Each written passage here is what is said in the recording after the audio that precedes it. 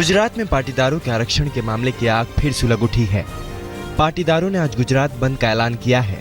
महसाणा में पाटीदारों ने अपने नेता हार्दिक पटेल की रिहाई और आरक्षण की मांग को लेकर जेल भरो आंदोलन की शुरुआत की। जेल भरो आंदोलन के दौरान प्रदर्शनकारियों और पुलिस के बीच जमकर झड़प हुई। पुलिस को हालात को काबू करने के लिए कई बार लाठीचार्ज करना पड़ा। महाराष्ट्र के राजस्व मंत्री एकनाथ खड़से ने हेलीपैड पानी विवाद पर विपक्ष को आड़े हाथों लिया है। खड़से ने कहा है कि हेलीपैड बनाने के लिए 10,000 लीटर पीने वाला पानी नहीं बल्कि गंदे पानी का इस्तेमाल किया गया था। खड़से ने कहा है कि पिछले 15 दिनों में दिन रात मेहनत करके 50,000 लीटर पानी पहुंचाया, उसकी किसी ने तारीफ नहीं की।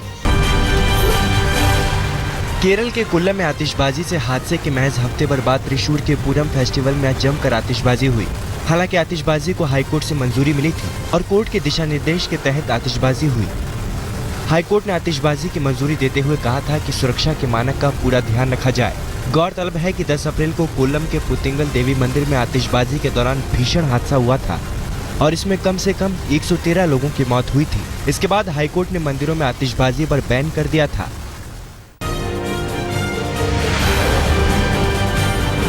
दिल्ली में आज ऑड इवन पार्ट 2 का असली इम्तिहान है। शुक्रवार को लागू हुए फॉर्मूले के बाद आज पहला सोमवार है जब दिल्ली दफ्तर और स्कूल कॉलेज जाने के लिए सड़कों पर उतरेगी। 15 अप्रैल को रामनवमी की छुट्टी थी। हालांकि पहले ही दिन ट्रैफिक पुलिस ने 1311 चालान काटे थे। आज इवेंट डे है। दिल्ली में ऑटो टैक्सी वालों ने हड़ताल के ऐलान को वापस ले लिया है। परिवहन मंत्री गोपाल राय के साथ ऑटो टैक्सी यूनियन की बातचीत के बाद ये फैसला लिया गया। दिल्ली में ऑड इवन का आज लिटमस टेस्ट है। ऐसे में ऑटो टैक्सी वालों ने हड़ताल का ऐलान कर केजरीवाल सरकार की चिंता बढ़ा दी थी। दिल्ली में ऑड इवन लागू होते ही पुरानी कारों के कारोबारी इसे भुनाने में जुट गए हैं। सेकंड हैंड कार डीलर्स ने बाकायदा जगह जगह पोस्टर लगाकर खरीदारों को लुभाने की कोशिश की है। पोस्टर्स में लिखा है कि ऑड इवन से घबराइए मत, दूसरी कार ले जाइए।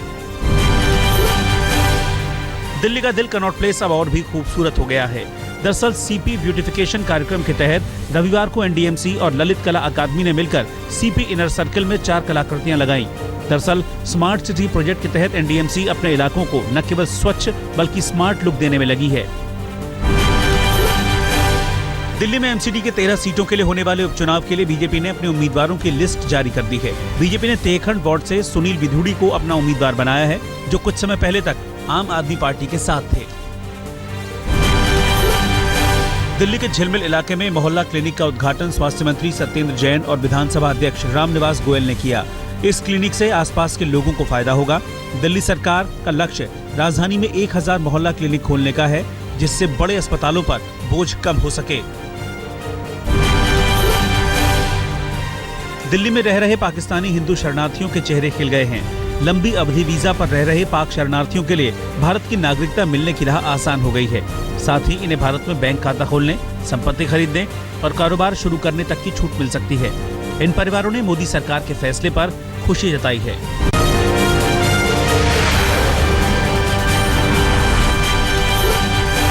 हापुड़ के पिलखवा में बदमाशों ने रंगदारी नहीं देने पर एक कारोबारी को गोली मार दी। बताया जाता है कि पहले से घात लगाए बदमाशों ने कारोबारी पर गोलियों की बौछार कर दी जब वो दुकान बंद कर घर लौट रहे थे। बदमाश कैश का बैग भी लूट कर ले गए। घायल कारोबारी का अस्पताल में इलाज चल रहा है। परिवार वालों के मुताबिक हिमांशु नाम का बदमाश काफी दिनों से 3 लाख रुपए की रंगदारी मांग रहा था। पुलिस अब इस मामले में कार्रवाई कर रही है। मुंगेर में पुलिस ने अवैध हथियार बनाने वालों पर शिकंजा कसना शुरू कर दिया है। पुलिस ने छापा मारकर अवैध हथियार बना रहे एक शख्स को पकड़ा है। इस शख्स के पास से 10 पिस्टल और 5 जिंदा कारतूस मिले हैं। साथ ही हथियार बनाने वाले औजार भी बरामद किए गए हैं। पंचायत चुनाव के मद्देनजर पुलिस जगह जगह अवैध हथियार बनाने वाले ठिकानों पर छापेमारी कर रही है। चंद रुपए के लिए खुद को अगवा करने का नाटक रचना कटिहार के एक शख्स को महंगा पड़ा। किसानों से फसल लेकर मंडियों में बेचने का कारोबार करने वाले मंटू ने मक्के की फसल बेचने के बाद मिले पैसों को हड़पने के लिए अपहरण और लूट की झूठी कहानी बनाई, लेकिन पुलिस के सामने उसकी कलई खुल गई। पुलिस ने उसके पास से 1,20,000 रुपए भी जब्त किए हैं। बेगूसराय पुलिस ने मेडिकल और इंजीनियरिंग प्रवेश परीक्षा में नकल करते 3 छात्रों को गिरफ्तार किया है। तीनों छात्रों ने व्हाट्सएप के जरिए प्रश्न पत्र लीक कर बाहर से उत्तर मंगाया और नकल कर रहे थे। गिरफ्तार तीनों परीक्षार्थियों के नाम वसीम अकरम, आशिफ रशीद और शमशाद आलम हैं, जो बेतिया जिले के रहने वाले हैं। मामले की तहकीकात की जा रही है। समस्तीपुर में पुलिस ने बाइक लुटेरों के गिरोह का पर्दाफाश किया है। पुलिस ने लूट की 3 मोटरसाइकिलों के साथ एक शख्स को गिरफ्तार किया है। धरे गए लुटेरे से पूछताछ के आधार पर पुलिस गिरोह के नेटवर्क को खंगाल रही है। झुंझुनू में पुलिस ने बाइक चोर गिरोह को धरा है। गिरफ्तार 2 चोरों के पास से पुलिस ने 11 बाइक बरामद की हैं।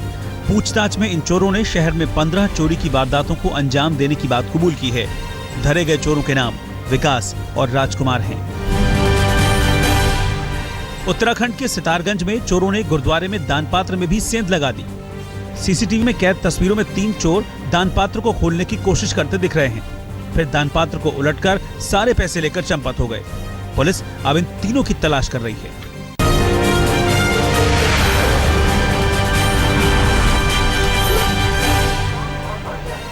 पश्चिम बंगाल में कांग्रेस ने अपनी पूरी ताकत झोंक दी है। पार्टी उपाध्यक्ष राहुल गांधी आज 3 जगह रैली कर जनता से वोट मांगेंगे। राहुल की पहली रैली रघुनाथगंज में करीब 12:30 बजे है, जबकि 2 बजे मुर्शिदाबाद में जनता को संबोधित करेंगे। शाम 4 बजे नादिया में आखिरी चुनावी रैली कर राहुल वापस दिल्ली लौट आएंगे। उत्तराखंड में राष्ट्रपति शासन के खिलाफ दायर पूर्व सीएम हरीश रावत की याचिका पर आज हाई कोर्ट सुनवाई करेगा। चीफ जस्टिस मैथ्यू और जस्टिस बिष्ट की खंडपीठ इस मामले में सुनवाई करेगी। झारखंड में बीजेपी के पूर्व नेता बाबूलाल मरांडी को जेडीयू से राज्यसभा का टिकट मिल सकता है। ऐसी अटकलें लगाई जा रही हैं कि जल्द ही बाबूलाल मरांडी की पार्टी झारखंड विकास मोर्चा का विलय जेडीयू में हो जाएगा। इसके साथ ही झारखंड में तीसरे मोर्चे जेडीयू, कांग्रेस, आरजेडी की कमान मरांडी संभालेंगे। झारखंड विकास मोर्चा के नेता बाबूलाल मरांडी ने मुख्यमंत्री रघुवर दास को एक कमजोर और नाकाम मुख्यमंत्री करार दिया है। मरांडी ने कहा कि रघुवर दास के 15 महीने के शासन में सूबे में 60 से ज्यादा सांप्रदायिक मामले हुए, जिसे रोकने में ये सरकार पूरी तरह से विफल रही। रामनवमी के मौके पर हजारीबाग में 2 गुटों के बीच हुए हिंसक झड़प में एक शख्स की मौत हो गई थी। ईरान की यात्रा के बाद विदेश मंत्री सुषमा स्वराज 2 दिन के दौरे पर रूस पहुंच गई हैं। यहां सुषमा रूस, भारत और चीन के विदेश मंत्रियों की बैठक में शिरकत करेंगी। इससे पहले ईरान की राजधानी तेहरान में सुषमा ने चाबहार पोर्ट में भारत की भागीदारी के साथ साथ कनेक्टिविटी और एनर्जी पार्टनरशिप पर बात की। ऐसी उम्मीद है कि प्रधानमंत्री नरेंद्र मोदी जल्द ही ईरान की यात्रा पर जा सकते हैं।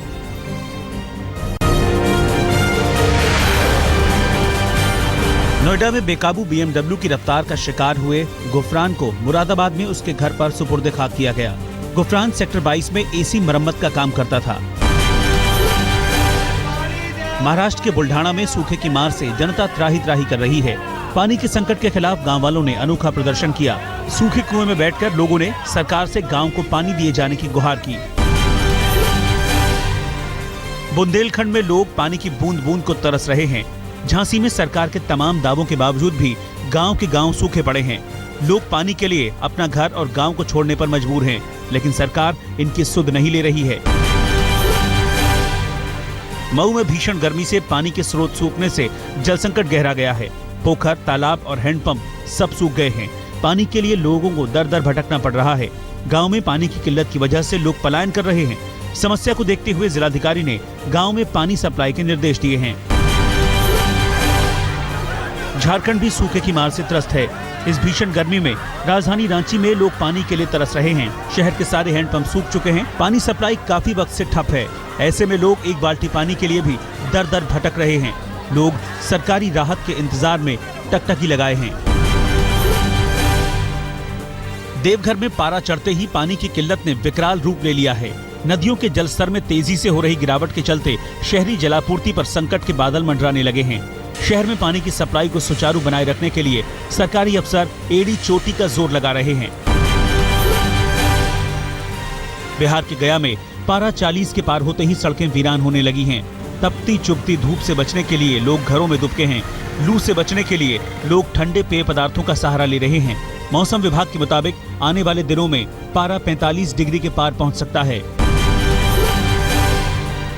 वाराणसी में भी भीषण गर्मी और पानी की किल्लत की वजह से जनजीवन अस्त व्यस्त हो गया है।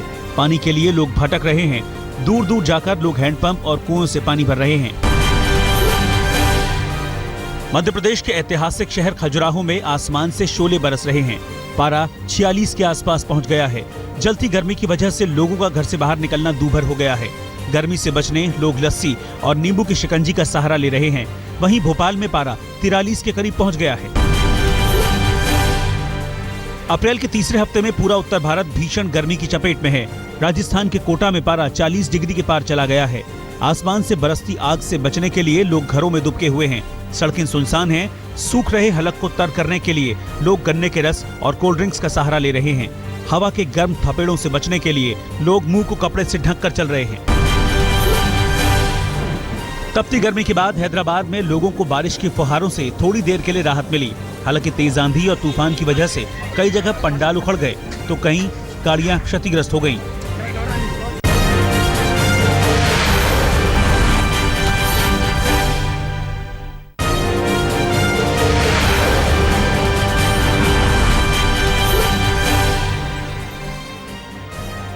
शराबबंदी की मांग राजस्थान में जोर पकड़ने लगी है। जयपुर में लोग शराबबंदी की मांग को लेकर पिछले 17 दिनों से धरने पर बैठे हैं। लोगों का कहना है कि शराब की दुकान की वजह से लोग तो मर ही रहे हैं, बहू बेटियों का घर से निकलना भी मुश्किल हो गया है। इनके साथ गांव के प्रधान और सरपंच भी धरने पर बैठे हैं, लेकिन अभी सुनवाई करने वाला कोई नहीं है। अलवर जिले में शराब बिक्री बंद करने के लिए महिलाओं का आंदोलन लगातार तेज होता जा रहा है। आंदोलन के लिए महिलाओं ने गुलाबी गैंग बना लिया है। तेज गर्मी में भी महिलाओं का आंदोलन और प्रदर्शन जारी है। इसकी वजह से प्रदर्शन कर रही महिलाओं की तबीयत बिगड़ गई है। धरना प्रदर्शन के दौरान 2 महिलाएं गर्मी से बेहोश हो गईं। इसके बावजूद प्रशासन और सरकार की नींद नहीं टूट रही है। सवाई माधोपुर में भी महिलाओं ने शराबबंदी के लिए मोर्चा खोल दिया है। आंदोलनकारी महिलाओं ने शहर की कई देसी शराब की दुकानों पर ताला जड़ दिया। हालात इस कदर गंभीर हैं कि पुलिस के साथ मिलकर शराब के ठेकेदार धरने पर बैठी महिलाओं के साथ मारपीट पर उतर आए हैं। इस झड़प में एक महिला बुरी तरह से जख्मी हो गई। प्रतापगढ़ के पीपलखूंट में भी महिलाओं ने शराबबंदी की मांग को लेकर रैली निकाली। ये रैली शहर भर में निकली, जहां महिलाएं हाथ में तख्तियां लिए हुए शराबबंदी के नारे लगाते हुए चलती रहीं।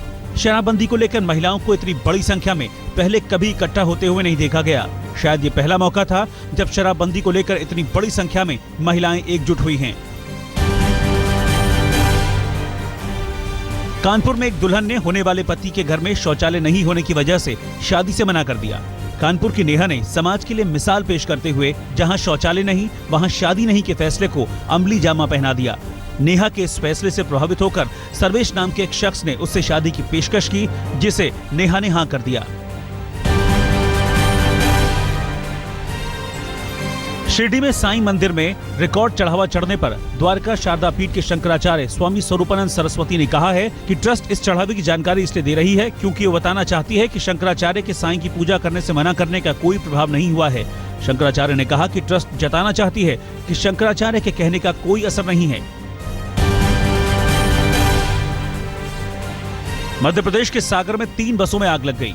बस स्टैंड पर खड़ी बसों में आग कैसे लगी इसका पता नहीं चल पाया है, लेकिन बसों में लगी आग को काबू करने में फायर ब्रिगेड की 5 गाड़ियों को घंटों जूझना पड़ा। पश्चिम बंगाल के पुरुलिया में हाथियों की दहशत है। जंगली हाथियों ने बीती रात 2 गांव वालों की जान ले ली, जिससे कई गांवों में खौफ का माहौल है।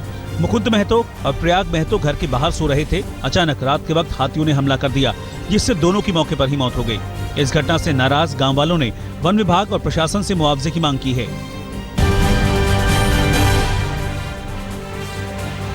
हरिद्वार में गंगा में डूबने से 4 लोगों की मौत हो गई। इनमें 3 बच्चे थे। 3 शव निकाल लिए गए हैं और चौथे की तलाश चल रही है। ये सभी गंगा में नहाने गए थे, लेकिन गहरे पानी में चले जाने की वजह से डूब गए। उम्र 14 साल मगर लंबाई 6 फीट 7 इंच। महाराष्ट्र के सोलापुर के यशवंत राउत की यही खासियत है। यशवंत की लंबाई लोगों के आकर्षण का केंद्र बनी हुई है। यशवंत अपनी लंबाई की वजह से बास्केटबॉल खिलाड़ी बनना चाहता है और देश का नाम रोशन करना चाहता है।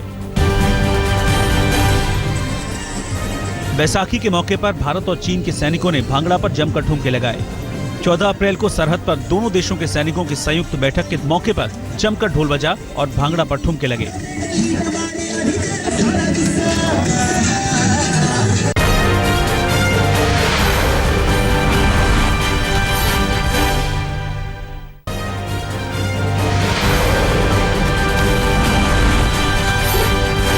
डिकॉक की शानदार तूफानी 108 रनों की पारी से दिल्ली डेयरडेविल्स ने रॉयल चैलेंजर्स बैंगलोर को 7 विकेट से हरा दिया।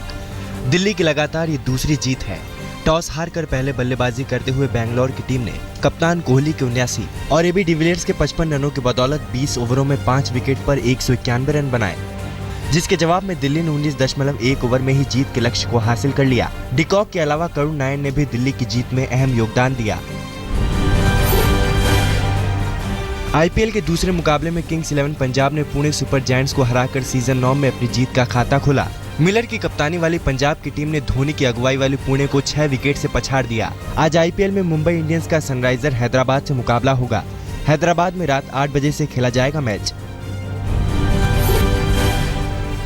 हावड़ा में टीम इंडिया के पूर्व कप्तान सौरव गांगुली और बंगाली फिल्मों के अभिनेता जीशु सेनगुप्ता की टीम के बीच दोस्ताना क्रिकेट मैच खेला गया। गांगुली की टीम ने जीता मुकाबला। इस मैच में बंगला और हिंदी जगत की कई जानी मानी हस्तियों ने शिरकत किया। टीम इंडिया के खिलाड़ी रविंद्र जडेजा ने रीवा सोलंकी के साथ जीवन की नई पारी शुरू की है। राजकोट में रविंद्र जडेजा की शानदार बारात निकली। बारात में जहां पटाखों के साथ गोलियां भी चली, वहीं जडेजा ने अपनी नई नवेली दुल्हन और मेहमानों के साथ तलवारबाजी का हुनर भी दिखाया।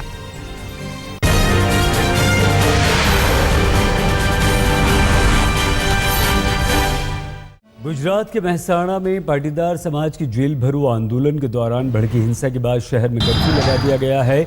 मेहसाणा के डीएम ने जिले में इंटरनेट सेवा पर भी 24 घंटे के लिए प्रतिबंध लगाया।